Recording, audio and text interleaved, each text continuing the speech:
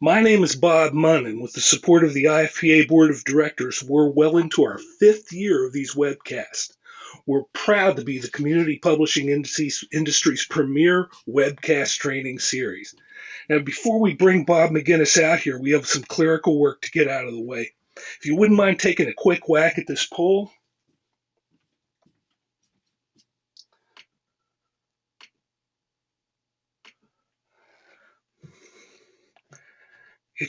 We like to keep track of how many people are seeing these, and it's our version of the readers per copy stat on your CVC audit. If you would just just give us an idea here what how many viewers we have per screen. Someone else from your company's watching on their iPad. That's a separate screen. They can respond as a single.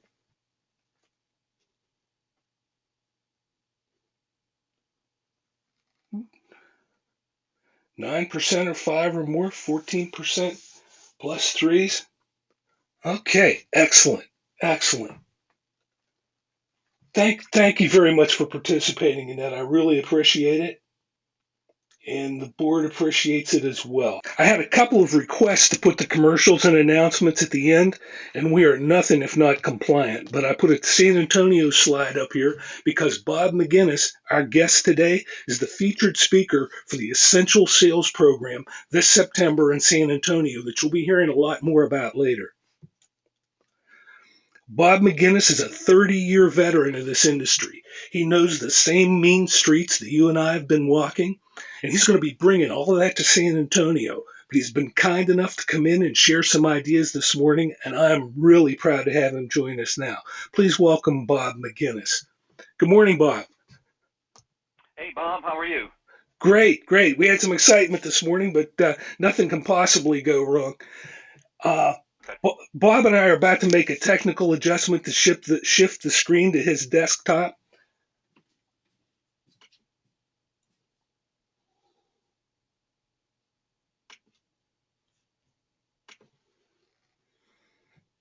While we're doing that, let me remind you that 2020 works best when it's driven by your questions. Don't be shy about using that dashboard to talk to us. How are we looking there, Bob? You can tell me. How's that? Does that Yeah, that's probably looks a lot exactly like what the last slide? that's exactly what we're expecting to see. Okay. Okay. Well, Okay, hey, partner, it's everybody. all yours. Okay, great.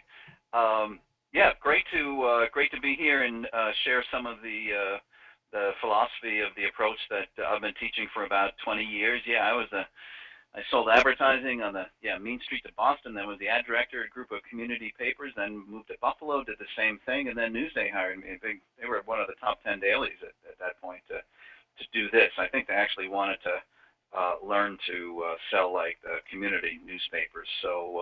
But this is all I've been doing. I've been a consultant for 20 years, and I've been teaching a kind of a certain piece of the entire sales process, but a certain philosophy to selling advertising, which is basically selling response, right? Which is really the only thing that the customer, the prospective advertiser, wants to buy. So that's what we're going to be talking about today. That's what I'm going to be talking about in San Antonio in September. So I'm going to talk probably for less than 60 minutes, but yeah, have some questions ready. Don't hesitate to throw them in as they come up, and Bob will interrupt me when he thinks it's a good time, and We're we on can try to. duty here. Okay, so what I'm going to do, I mean, really today is going to be mostly about philosophy. I'm going to really look at kind of two fundamentally different perspectives on and approaches to business development, one of them being the traditional sales approach. And I understand there are all sorts of variations on kind of the straight sales approach, but I'm going to talk about what I've seen being used at, about 1,000 newspapers that I've worked with over the years. And the traditional approach is kind of illustrated by that idea that sales is sales, and that if you go in armed with a good introduction and some answers to objections and good questions and some nice collateral materials, and if you really listen and if you throw in a spec ad, right? The spec ad, as I'm sure you all know, is an ad created upfront on speculation before they make that purchase. you'll be successful. That's kind of right. That's kind of the straight sales approach. That if you do all those things, that you're going to be fine. And those of you who have been out on the road, which I'm guessing are all of you, you've probably seen that sometimes everything doesn't seem to go as smoothly as you hope. And so what I'm going to do today is explain why this approach is fundamentally flawed, why there are all these roadblocks that an ad rep will get stopped at and frustrated and demoralized and, dare I say, humiliated. That certainly, I was there. You guys are probably all thinking right now of those times that you just wanted to shrivel up and, blow away or kill someone. So in any case, and this leads to ad reps giving up and doing things that not normally do to make the sale and turnover and all that. So it's bad for the community and the newspaper and all that. So in any case, I'm going to go through kind of different pieces of the process, but mostly we're going to stay on somewhat of a philosophical level. Here's a slide here that any of you who read Ogilvy on Advertising, that was one of the first books I read. It came out in '84, right when I got out of school and went down to my hometown community newspaper. And this was like one of the funny things he put in. And nobody's really sure if he wrote it or somebody else. But when the client moans and sighs, make his logo twice the size. If he should prove refractory, show a picture of his factory. Only in the gravest cases should you show the client's faces. And you know what? I put this up because a lot of people look at spec ads and the whole response thing as some sort of like an emotional thing, like let's entertain the client and that'll sell the ad. And today, certainly, if nothing else, what I'm going to show you is a philosophy to selling advertising that that really shows that the response really has nothing to do with kind of that emotional decoration type thing, and it's much more scientific than that. So, so in any case, let's jump into this. Really, the idea of selling response is control. It's getting these prospective advertisers to do what you want them to do. So, how do you get a hot tub dealership who says they have no money and that you're too expensive? How do you get them running in your newspaper if they're running somewhere else? And not only in your newspaper, but running the size and frequency and content that they need to succeed. So that's the kind of thing that selling response leads to. How do you get that local mom and pop business that selling furniture, and they think that the larger chain store furniture stores are like the Antichrist? How do you get them to realize that they shouldn't do the opposite of the successful chain stores, but they should be saying, you know what, we're everything like them, but better? How do you get them to make that turn and listen to you and realize what they should be doing to succeed when they think that's the problem? So I'm just logging in on my iPad so I can see what you guys are doing. Okay, so that's really what selling response is all about. It's about control. It's about getting them to do things that they swear they would not do. So this is what we're going to talk about today. We're going to talk about what response selling is, and maybe even more, we're going to talk about what it's not, a definition of selling response, why it's a much more complex problem to solve than most people think. There are four things that are working against you. You get the whole thing that sales is not sales. There are enough strange things going on when selling advertising that's not present in other industries that it's different. And all those other sales approaches that you've learned and techniques and the books you've read and the general sales training you've been through, if you can fix these little problems, which I'm going to show you kind of where they are, then and kind of a general approach of how to do it, then the problems will kind of go away, and you can kind of get back to using your general sales techniques much more effectively. Why you get blamed for everything, right? What's behind that? Why everybody loses when you don't sell response? What needs to change? The architecture of the new process versus the traditional process. Why what the prospect is saying to you when you go in is not what they mean. Certainly in terms of objections, virtually every objection they give you, they mean something completely different. I'm not going to get into too much of it in action, but I'm going to kind of show you at least kind of an outline of it. I'm going to get into a little more detail in San Antonio. So if you're going, great. If you're not planning on going, plan on going. It's going to be good. I've seen the other speakers. It's going to be a really nice conference. So I would get down there. Plus, it's going to be cooler than wherever you are right now. In any case, selling response. Why is this so important? I mean, really, isn't it, when you think of it, the holy grail of selling advertising, right? It's the one thing that I was told my first day on the job. Never guarantee it, right? When you go in, talk about anything you want when you're selling advertising, but never guarantee they're going to get a response. Because when they don't, then you're going to get in trouble. Not, by the way, if they don't, but when they don't was the way that I was explaining the problem, right? But if you could just prove that they're going to make money ahead of time, wouldn't that make your life so much easier? So, some people kind of call it these days the ultimate sales hack. But really, if you can prove up front that they're going to get a response, then it's going to help you overcome virtually every objection that you struggle with, whether it's print or digital, which is really the same. When it comes down to it, it's all the same. It's just kind of a different tool. Even social media. I do a whole webinar on social media and selling it social media, and it's the same. It's the same thing. People are people. So, and some newspapers go as far to say is that a newspaper's success, survival hinges on it. So here's what selling response is not. It's not just about spec ads, or it's not just using spec ads as an icebreaker. That's the way I was taught to do it. You take an ad up front, you show it to them, and they think, oh, what a lovely person you are that you made a spec ad in advance. And wow, I'm going to think about giving you some money, right? It's not about that. It's not about ego or amusing them or creativity. It's not about good-looking ads, although, you know what, these things kind of go into it, play into it. It's not just a function of the designers, certainly. What I actually say about designers and ads is that if you have a designer do anything more in terms of the ad strategy, if you ask them to do anything more than just make the ad look better, you're asking too much, because they have no idea what the business is all about, or who they compete with, or the target customers, or anything like that, competition, right? So use your designers to make things look better, but I don't recommend you having them come up with headlines or copy or what should be in there, in terms of images, unless you say, we need an image of this type thing.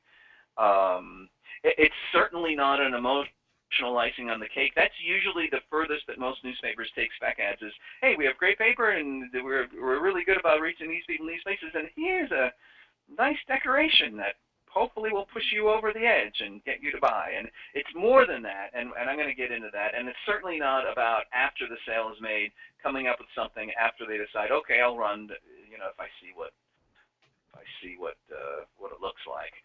And it's not even about creating effective ads or guaranteeing response or promising or anything like that. So, and spec ads should not be done when we all have the time. And I know that's common with a lot of publications, because ad reps will use spec ads and they won't sell them. I'm going to show you some of the reasons why today. And then, what happens is the ad reps stop using them. The publishers begin to feel like, well, this isn't making us any money. We can't tie up our production people with non-revenue producing activities. So it kind of fades away. But critical piece of the sales process. So what's the real problem here? Here's an interesting way to look at it, right? Philip Kotler's 3 levels of product, or 3 levels of how people buy, right? This is, in general, when someone buys something, they're kind of looking at 3 levels of things, and sometimes some things are more important than others. Cell phones, for example, back in the day when they first came out, the core features were everything, just that it worked. They just someone wanted a cell phone that actually got reception, right? And then there were the value-added features, which are really those extra things like the design packaging and the promotion and the warranty and the service and the convenience. And Apple kind of got good at that. They actually got good at the the iPhone got good at, you could use a phone differently and easier. It was more intuitive and all that. And then there's the value-add associations, which are kind of the things like status and prestige and social responsibility and all that. And Apple actually got really good at that too, didn't they? So, but that core feature actually got smaller and smaller as time went on with the cell phone, for example. But there's kind of a mix there usually. And with selling advertising, it's kind of like this, isn't it? It's, well, the core features are the publication. We reach these people in these places, and the value added feature is like the spec ad. Looks good, or maybe an intensive ad rep that goes out. That billing, it doesn't drive them nuts, and so really the approach for selling advertising has been forever. You prove the medium's effective, and then you present a spec ad. And but here's the problem: is that's not why consumers buy. That's not why prospective advertisers buy, is it?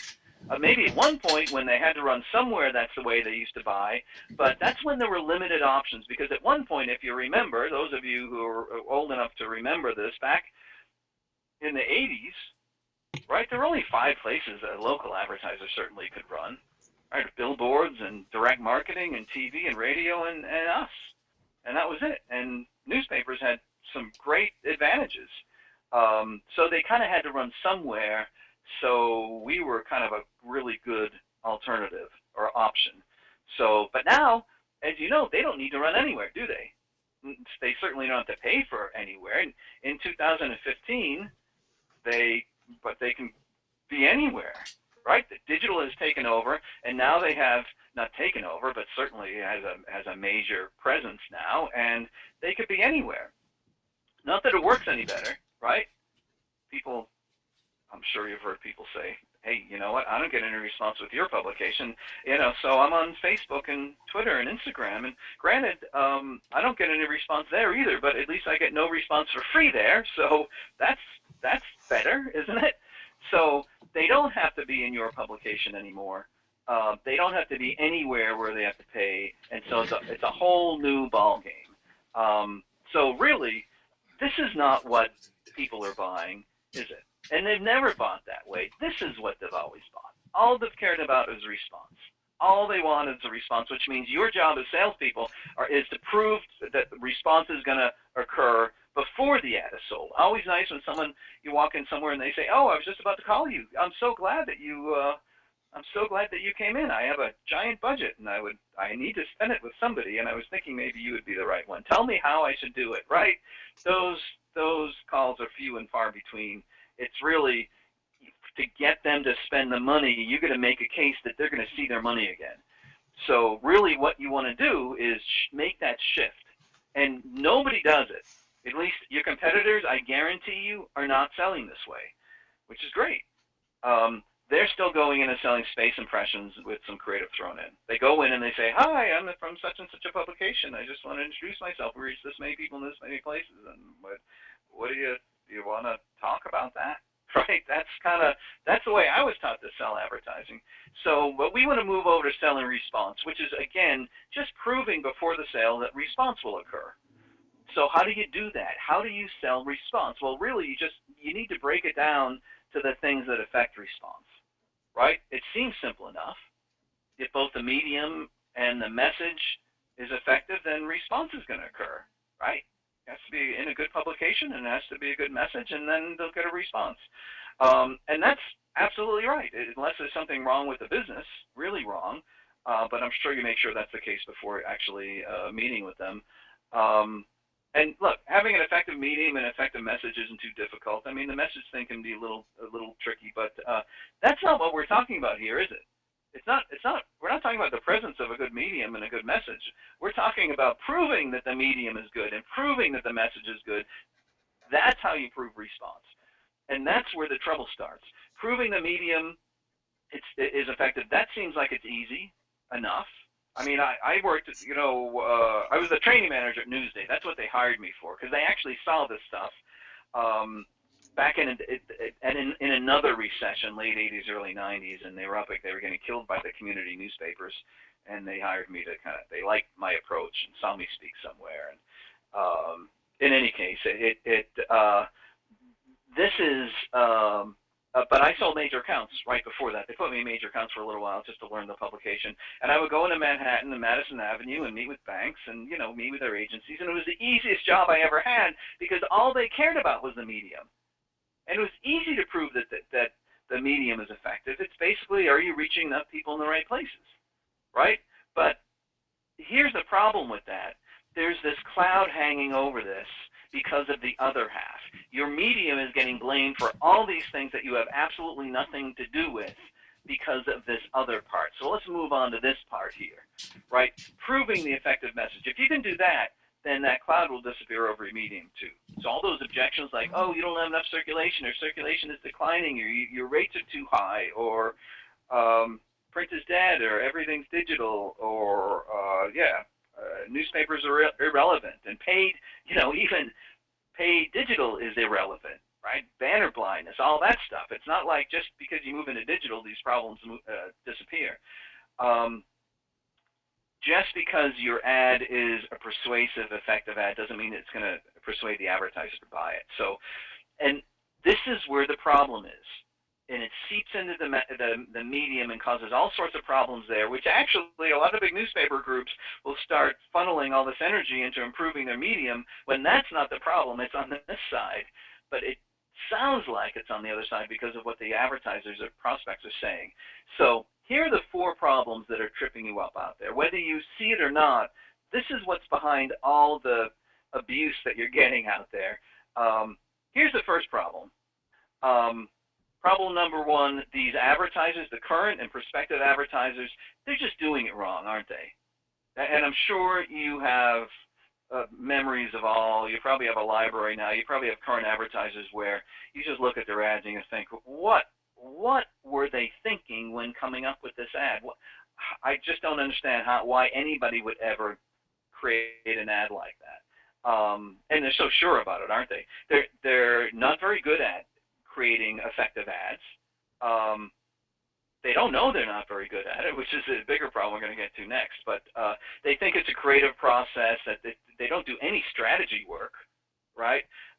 They operate off of very often kind of a light bulb moment, that big idea. They think it's an outlet for their creativity, or it's there to amuse people. Not a lot of substance in their ads. And you know what?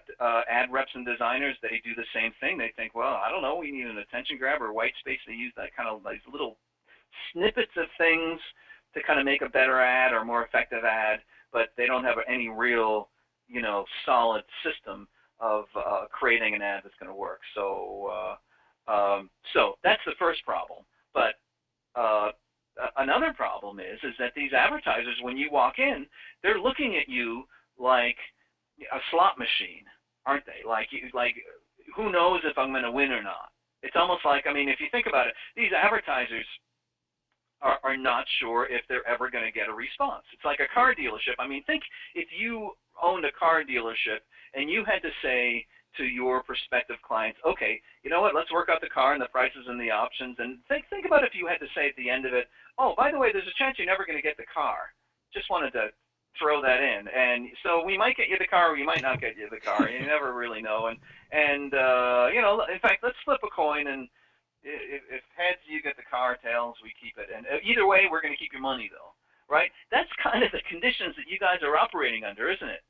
It's like you're selling something that they may or may not get. All they want is response, and you're selling something that they know the odds are they may not get.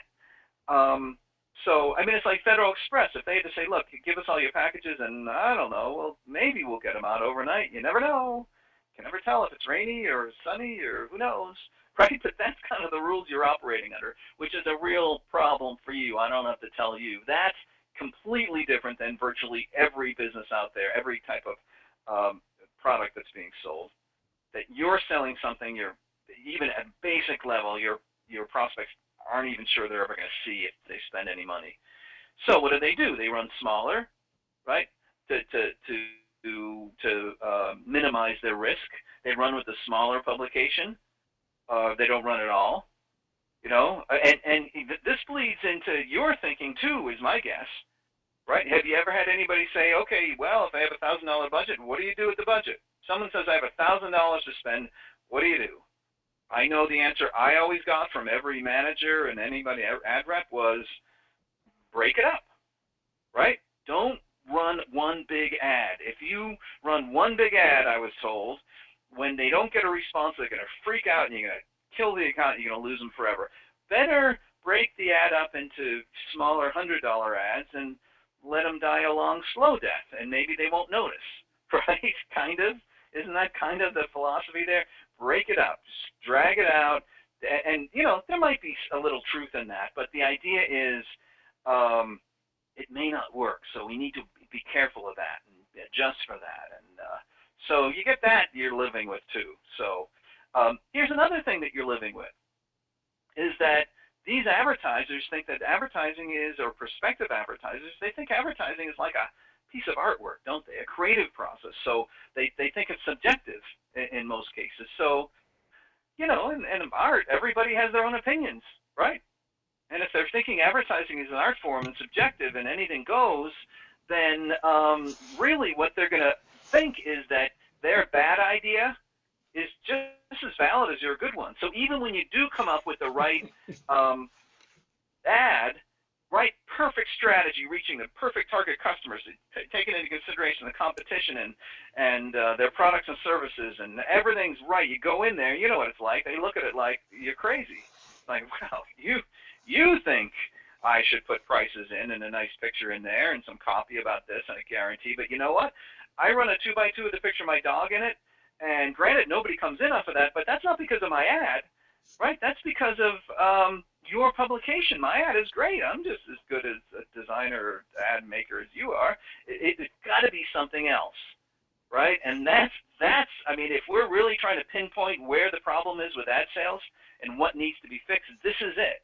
They think, I cannot see for the life of me why nobody's coming in off of my 2x2 with a picture of my dog in it. I can't figure that out. Let me come up. I'm going to come up with some theories. Let's see. Well, I've been reading The Print is Dead, so maybe that's it. That's got to be it. Can't be my ad, right? Or, well, your circulation I see has gone down a little, maybe. Or, well, maybe not with you guys because, right, your free publication, probably total market, but still, I'm sure they're throwing things out about, well, nobody's reading print, or, yeah, well, maybe rates are too high. Maybe that's why I can't make money. Man, maybe I have to spend so much to make money that it's too much to spend for the money I'm getting back, right? They just come up with all these. Maybe the people who read your newspapers, maybe they have money, and they have money because they're keeping it. Or maybe it's because you're free. That must be it, right? It's got to be because you're free, which is wrong, again. But so they have all these theories that you're subjected to, and you know what? A lot of publications will focus on those objections when they have nothing to do with it. They just don't see what the problem is. And then problem 4, of course, is if you try to save them, right? If you try to show them what the problem is, they get offended because they think, you're telling me my ad isn't very good? This is my creation. It's like you're saying what an ugly baby they have, right? I put all this sweat and tears and painful process making this ad, and you're going to tell me what an ugly ad I have? They get offended. So this is the paradise that you guys, the conditions that you guys sell under, isn't it? You get all these problems that are driving the advertisers nuts, and when you walk in, they take it out on you. And that's why some of them can get somewhat abusive. They cannot for the life of them figure it out. So what do we do? They blame your publication. They don't blame the ad or the strategy or how you're using it. So how do we fix that? Really, it's like they need to be saved from themselves. It's almost like they need a therapy session. So, and when you look at it, these objections, they're all the same objection, right? When they say your rates are too high, I know you're probably thinking. I mean, I used to go to McDonald's with all my peers, the other salespeople, and would all complain about how high our rates are. And that was like our thing, and you probably probably do the same thing. They must be too high, but what they're really saying is, I can't get enough of a response to justify your rates. When they say your circulation is down, you might think, well, we need more circulation, but really what they're thinking is, maybe you're not reaching enough people to get a response. If you're free, of course, again, you might be thinking, oh, what a disadvantage, because maybe if people aren't paying for it, or at least they're saying that, maybe they're not reading it, which is not true. But what they're really thinking, they're just trying to figure out why nobody's coming in, because, of course, it can't be their ad. Print is dead, right? They maybe talk about circulation, but really it's all response. Everybody's online. We need more online. Well, maybe not. Maybe not. But maybe they just don't know why they're responding to print. Same thing with even the money and time objections. right? If they say, yeah, I have no money, you might instinctively go to, well, kind of something like, well, how much do you have? But really, that's not what they're saying. They're saying there's too much risk involved here. I don't have enough, I don't have, I have to pay my clerks and for the overhead and all that, and I can't be spending any serious money on advertising when I'm not sure if it's ever come back. It's just too much of a risk. So, or time, for that matter. So, and it's tough on everybody, isn't it? For the prospective advertiser, they get frustrated and angry and abusive, and they become guarded and a little deceptive. They start lying to you, and they tell their friends. And for you guys, it's no walk in the park either, right? You get derailed and frustrated and demoralized and humiliated and demotivated, and before you know it, you're like checking out the job listings, looking for something else.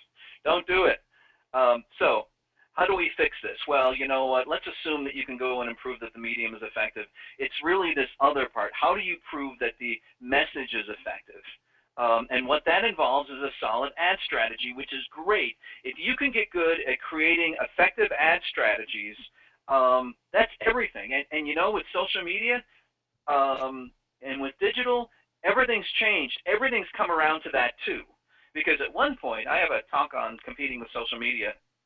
And, with Web 1.0, it was all, it wasn't interactive, was it? I mean, nobody could make a blog except the tech people. That's why all the blogs were by techies at the beginning, because they were the only ones who knew how to do a blog. I mean, any company that had a website, they either had tech people on board or they could hire someone who would do it. But for a long, long, long time, it was just the digital was dominated by people who knew how to do the tech stuff. And that's why, you'd see these 17-year-olds running somebody's digital platform. But now everybody can do it, right? So the tide has turned with digital, and really just fairly recently, where now digital is just another tool. You need a marketing person who understands how to create effective strategies. Those are the ones that are ruling the roost now with digital, and you should be less intimidated by the people who know tech, because that almost doesn't matter. The interesting thing is, I said Breaking Bad, but I meant Mad Men, right? Same Mad Men network. just wrapped. What's that? Same network. That's right. Yeah, they probably spend a lot of time with each other. Exactly. Yeah. They just closed, right, their final season, and the guy as you can imagine, they had a guy on staff from the ad agency world who would kind of try to keep them honest and accurate and all that. And he wrote a book, and he said, look, all these people now with digital, they know about all the different places they can advertise and what they can do, but they still have no idea how to get someone to do something part of it, the strategy part of it. So even with digital and some of the cutting edge things that they're doing, it still comes down to the strategy. So how do you prove that the strategy is going to work? Well, really, I mean, what's involved in an effective strategy? Really, it's the right information passed through the right filter. I mean, the information would be, well, tell me about your business and competition and target customers and that type of thing, products and services. But the filter, when I talk about the filter, what I'm really talking about is that thing that we have in our heads, right? If I asked you to sit down and build an ad, sketch out an ad right now for a certain type of business, and here's the information, we would all process it differently, wouldn't we? Because again, a lot of us think, well, it's a subjective thing, and your designers are the same way, and your advertisers are the same way. We all process the information differently and think, okay, maybe we need this type of headline and picture and copy and, where the logo goes until we put prices in, or, that type of thing, guarantees, and like I was saying before. So, but if the information is right, and the filter is right, then the ad will be right and effective. So really, what it comes down to is proving that the information that the advertiser gives you is right about their business and competition to our customers, and proving that the filter that's in the target customer's mind is right, or at least the filter used to make the ad is right. If you can prove those two things, then you can prove that the ad's going to work. But here's the problem, right? This is what the information looks like in the prospective advertiser's mind, most likely. A lot of holes in it, not very well thought out, not the right information, right? You go in and you ask a carpet dealer, why should someone come to you rather than somewhere else? Or what do people care about when trying to buy from one place rather than someone else? You probably heard this before. They say three things: service, service, and service, right? You ever get that response?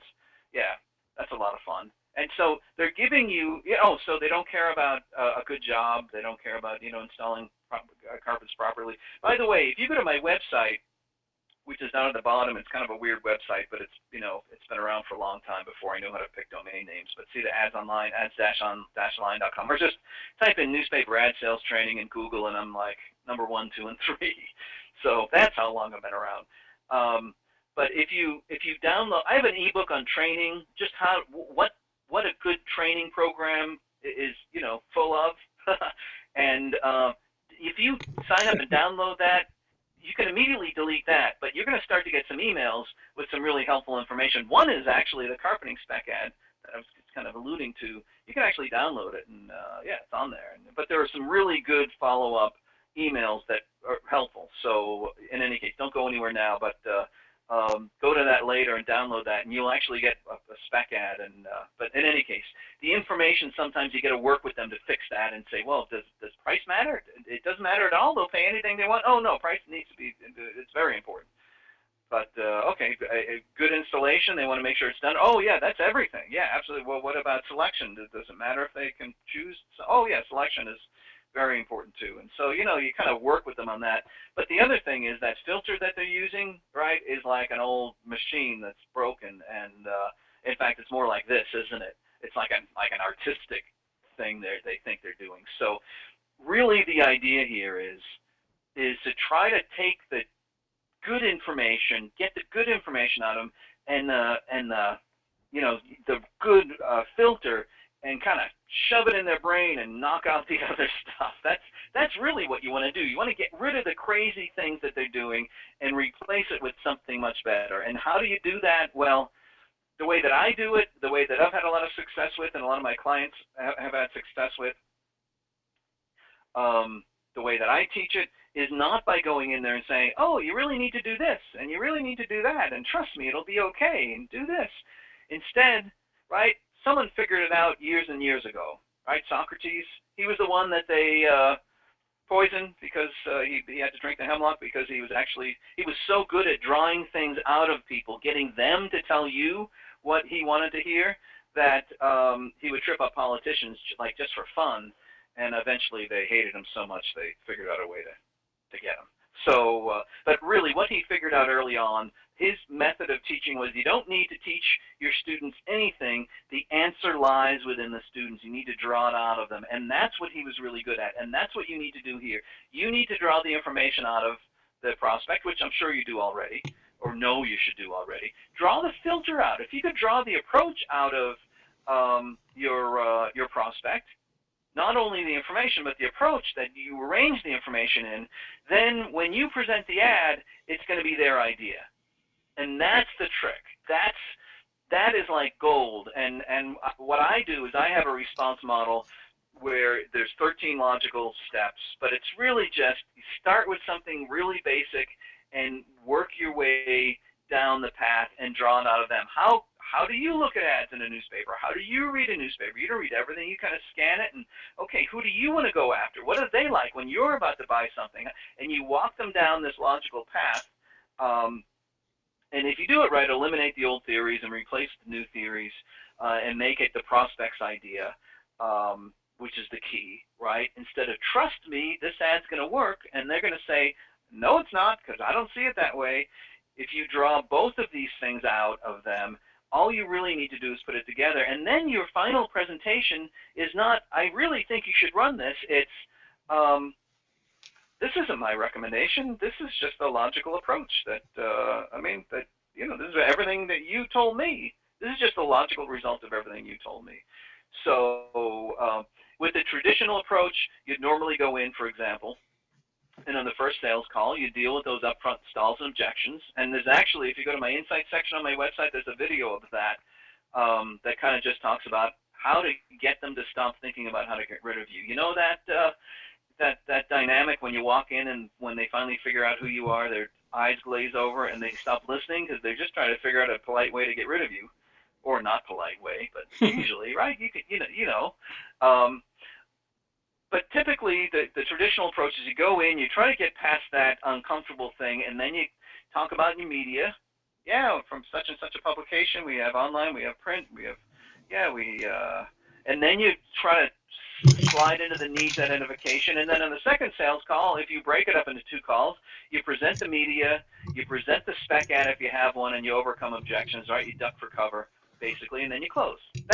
That's the way I was taught. That's the way virtually every sales approach that I've seen teaches. And by the way, when I was training manager at Newsday, my job was to kind of help figure out who to bring in and we brought in a lot of general sales trainers, and this is kind of the straight consultative selling thing, which is great, and all these things are really good. But if you can solve these other things, then it makes everything work even that much better. So, but when you're selling response, this is kind of what I teach and suggest is you deal with the upfront stalls and objections, but then you shift over and show some case studies. So you actually, that video, if you go to my insight section, will say agree with them, and our papers don't work for everybody, or even online doesn't work for everybody. In fact, here's someone who's really just as miserable as you are, and actually we actually helped them. Once we applied some proven ad techniques, we got them a dramatic response. In fact, I'm gonna show you what we did, and that's when you teach what I call the response model, which that's where the lesson takes place. If you can draw an approach out of them to creating an effective ad, what typically happens is if you walk them down the path and get them to a point where they understand what needs to be done, and it's different than what they usually do, which is almost all the time, they will have that epiphany and realize, oh, now I get it. Now I see what I should be doing. I didn't realize that. Yeah, that makes sense. I can't believe I was running this way before. I can't believe that other publication let me do it. Either they don't know this stuff or they don't care. Either way, you're the only one helping me here. I don't care where I run, really. I just want to get a response. Well, tell me more about your publication again. And really, it's very easy to jump from there into the needs analysis because then they know where you're going with everything. So in any case, and on the second sales call, you go back and you present the media, you review the information, right? Part of the equation of response is the info.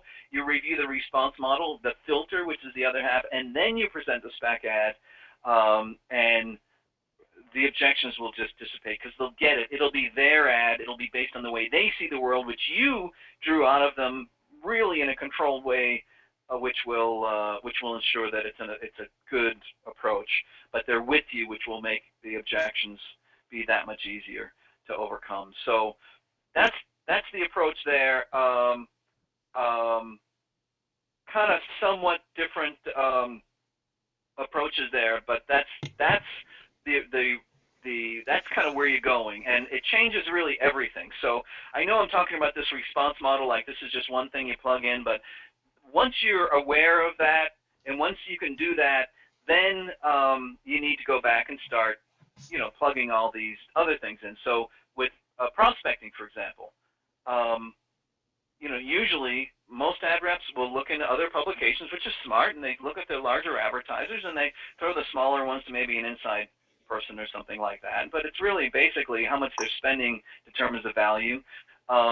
What my ad reps will do is ignore the spend and look at other factors like what the average sale is for what people are spending when they buy the product and how popular their services are. In terms of objections, typically an ad rep overcomes upfront stalls and objections, whereas what I recommend doing is you agree with them.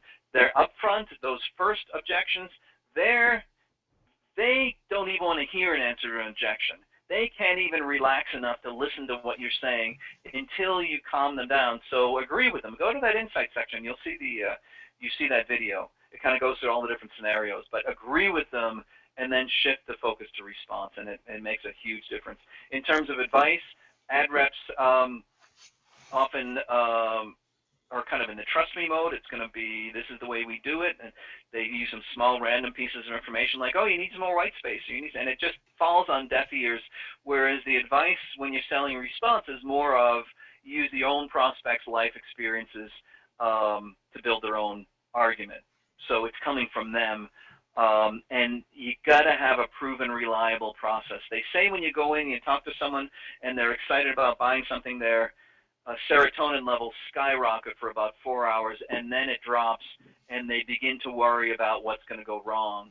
And the thing that will keep them calm in that process, during that time, is the process, making them feel like it's going to be okay, and there's a reliable process behind it. And if you can draw it out of them, it's awesome, because it's it's theirs. So questions, very often the ad reps ask media-based questions in the traditional approach, or what would you like in an ad? You tell me, I'm here to make you happy. Customer is always right. Where really when you're selling response, you need to ask questions that are really based on the things you need to deliver overall response. And based on those things that you're drawing the response model out of them, the things that affect response. In terms of spec ads, very often spec ads are kind of more design-centric, made by designers in a vacuum. Don't go in with a spec ad up front. That used to work well. And don't ask them what they want in an ad unless the ad is already sold, and it's a different dynamic. But when you're selling response, spec ads are really strategies created by ad reps first.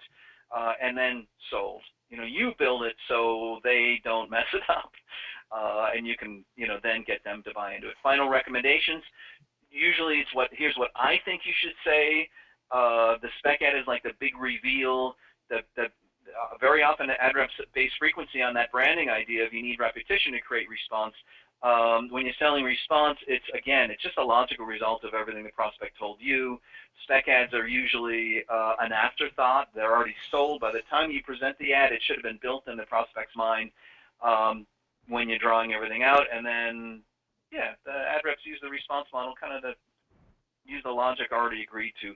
Objections, instead of the ad rep overcoming the objections or saying, sure, I think this, the prospect typically overcomes them themselves, and any objection that is remaining, the ad rep can say, sure, we could shrink it down, sure, we could take this out, sure, we could only run it once. But remember back when I was teaching you about advertising, we were talking about that. Remember you told me this and this, that your target customers are in and out of the market quickly, and that you already know where to buy things, and that you never saw your car before you were in the market for it, but now you see it everywhere, that heightened awareness. You're putting the pieces together that they already bought into, which makes it incredibly powerful. And then in terms of spend, instead of asking what your budget is or how big could you run, it's based on specific criteria instead of kind of what they feel like spending, which is usually all out of whack if they're not running properly. So in any case, that's I'm not sure what's going on here, but that's I'm going to wrap this up here, and certainly be more than happy. I know I'm not getting into a lot of specifics of the techniques, but I'm going to get into more, of course, in San Antonio. But what I really wanted to leave you with today is kind of the general philosophy. I had a sales trainer once that came in, I think maybe Newsday or shortly afterwards, and said, if you encounter an objection, just think this. Just think, I am independently wealthy and I don't need the business. And if you think that, it will guide you in what you should say, right? And this is kind of what this session is a little about, is just if someone, whatever they say to you, think, you know what, I'm not selling space. I'm not selling my publication. I am selling response. And when they're saying we're too expensive, they're not saying anything but I don't think I'm going to get the kind of response. So that's what I'm hoping, is that philosophically you might shift your perspective enough, and that will help guide you in your however the conversations go. So again, response selling is not just spec ads or effective ads or proving that it's proving the things that influence response in the prospect's mind. My blog is at newspaperadsales.com. newspaperadsales.com. You can see it on my regular website, but the very first blog post I did back in, God, I don't know when, a while back, is all about the key to selling more advertising is reducing risk. And that's really what we're talking about here. Again, keep in mind, be aware of these 4 problems, that they're doing it wrong, that they think advertising is unpredictable, so it's a big risk. They're afraid to spend anything or anything significant because they're not sure if they're ever going to see it again. You got to fix that.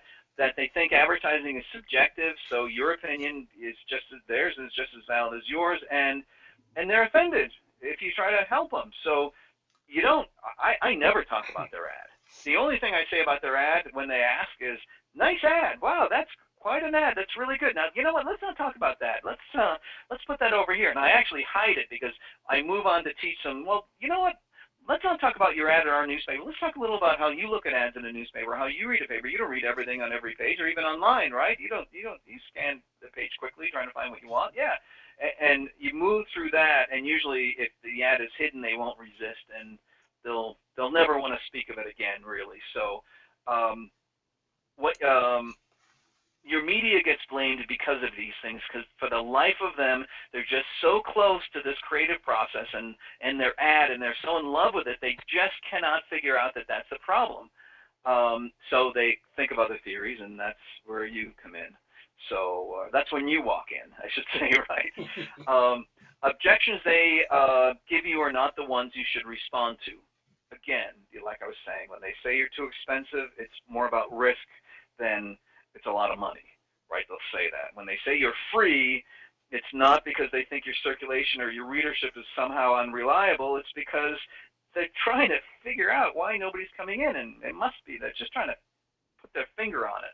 So they're more like theories than anything. So first sales call, you go in, you agree with them, you show someone just as miserable, you show how you help them. That video on my website has that. Teach the filter, come up with some way to kind of move them through and get and be able to teach a better approach to them, but draw it out of them, which is the key. And that'll change everything. Then they'll see where the problem is. Then they'll give you more information. And then you know what? They'll start to think, I need this ad rep more than this ad rep needs me. Because I'm just one of many accounts this ad rep could call on. I'm not going to change his or her life if I run an ad, but this ad rep could dramatically change my business.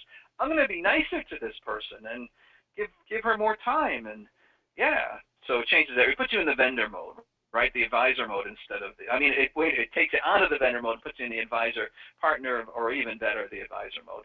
And on the final sales call, say, hey, look, we reached these people in these places, but enough about us. Let's talk about you. Here's the information you gave me. Here's the approach that I took this information and arranged it based on, remember last week you told me this and this and this and this? Yeah, and he said, here's the logical outcome.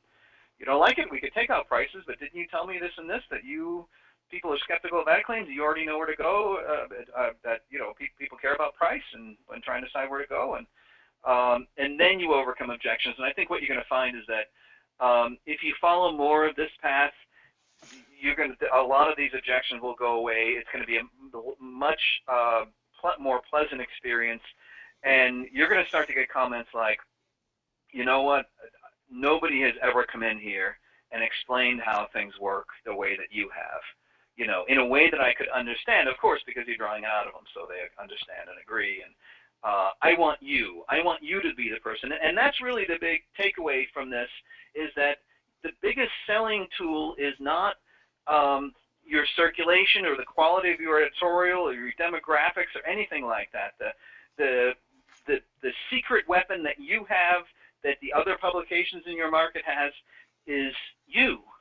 So a monkey could go out and talk about circulation and demographics, really, right? It's this other half of the equation where you really add value, and really you can change that response equation that they care so much about. So focus more on that, and hopefully that will help. And look, if you want some more of this story, well, you go to my website, but certainly come to San Antonio. It's going to be great. And, I'll share more of this with you, but there's also going to be some other great speakers there as well. So, yeah. So, in any case, Bob, I'm going to hand it over to you again. And if there are any questions, feel free to ask. I know we're kind of running towards the end. I'll tell you, Bob, you've got some stamina, buddy. I usually know when somebody's starting to wind down, and I can get a question in there sideways. Wow, you got stamina. Okay, we do have. It was a really interesting take on objections there, where they're really a cry for help. I'd never really thought of that before. That's a great take on that. We do have one question that came in a little while ago, and I think it was probably prompted by your mention of repping Newsday on Madison Avenue when they ask if, and you might want to save some of this for San Antonio, but does this work for smaller advertisers, less sophisticated folks than those guys in on Madison Avenue? Yeah, really, there are two categories, right? There's the agencies that it's a whole other type of sell as far as I found. It's like what the books would tell you to do. It's a straight sale. Where I find the money is the next tier down. In fact, yeah, I actually have a service where. Oh, I am I out got of you. my? Did you just Yeah, did yeah. you just take I took my? it. I took it back. Okay, that's okay. Um, yeah, so I actually sold for newspapers for a while as a kind of a hired gun, but yeah, I think where the money is, the agency stuff is great. It just takes forever, but I think where the money is the next tier down. These local businesses with high average sales, funeral homes and dentists and driveway guys and termite exterminators and realtors and car dealers, and this stuff works great for them. Um, but but when you get into the smaller advertisers, it's the same thing. I mean, these smaller, the ones that are running two by twos, um, I mean, first of all, how do you know if they need to run a 2x2 or if they need to be running a full page? You can't tell by what they're running now because probably they're running what they're running now because they were running a bad ad and they weren't seeing any money coming in and a lot of money going out and they just started shrinking their ad down slowly. I'm sure some of you have seen that. So, yeah, with smaller advertisers, if you can figure out a way to define them, which I define them as low average sale and low popularity. Those weird shops that you go in and you wonder why would anybody open a place like this? They need to be running bigger because there aren't that many people going through the paper or through your website about to buy it. They need to be running bigger, but they just can't because even if they sold some, they'd be never making any money back on it. It's a profit. So, but for them, you still got to do the same thing. I mean, they're even more skittish about spending money, aren't they? I mean, a $40 ad to them is like a, $100,000 ad to a agency. So Mhm. it's even more important that you spend the time and you do this. The only thing I would do with a smaller advertiser or one you've determined is smaller is maybe you do this all in one shot. You don't go back, you don't design the ad, you don't come back unless you think you can get them on a really long-term contract and it's worth the effort. Maybe you roll it all into one and you actually sketch out an ad right in front of them after you move through it and you move on to the second column right there. So, but no matter what size advertiser, yeah, you have to get through this unpredictability of advertising or they just, especially these days when they have plenty of other options, they don't have to run anywhere. You need to kind of break through this to get them to really spend the money that you want them to succeed, which is really the bottom line here.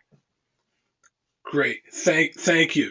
Uh, Bob, I want to thank you again. And if you could just sit there awkwardly for a couple of minutes, I promise these people before they go tearing off to get back to their Mondays, I promised them some commercials and announcements, and I wouldn't want them to be disappointed. By now Absolutely. you've been receiving the postcards and mailings for our fall conference in San Antonio. And for the last 4 months, many of you have been hearing me talk about San Antonio being my favorite conference location of all time. It's time to quit talking about what a great place San Antonio is and start thinking about what's really important. Because there's only one reason for you to invest in this conference, and that is you want to make money. Doug Fabian has assured me that anyone who attends this conference will be offered over 100 proven ideas that have made money for people in our industry.